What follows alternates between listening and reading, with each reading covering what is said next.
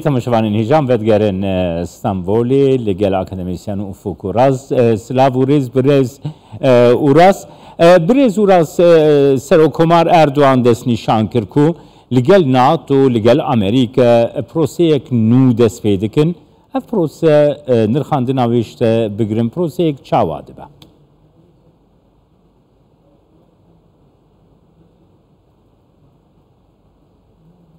Bu NATO zirvesi başlamadan önce bir Alman Beriya Lutke NATO o beşdari televizyona ki Almanya bu hemen daxiyani da bu gotu bu pişti hel bejartını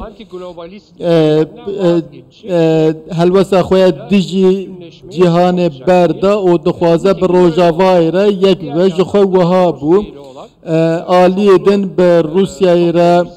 سیاست خوی پر آلی هیا و دخوازه بردوام بکن اف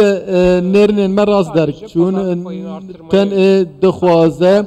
پارا خوی بازاری زیده بکن نها هنک کشین تاکتیکی درکت بون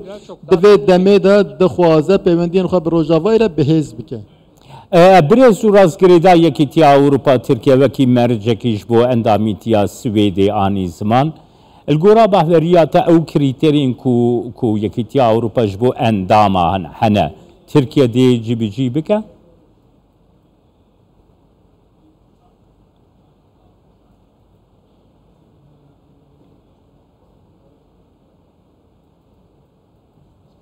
Tabii ki Sayın Erdoğan da bu şartı Brez Erdoğan dema ve merce peş dxe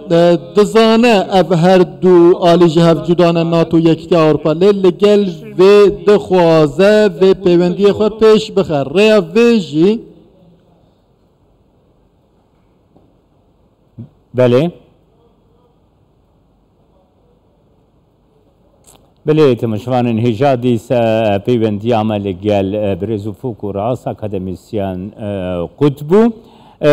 اکادمیسیان افق اوراز تایبتی گریدایی اندامیتی اسویدی و سکنا ترکیه گریدایی ناتو دیتن آخوا کاری بو بین زمان سپاس کو هم بینر و گهدارین مبون در فتکتن ده لگل برز اوراز هم ده دیسه قصه بکن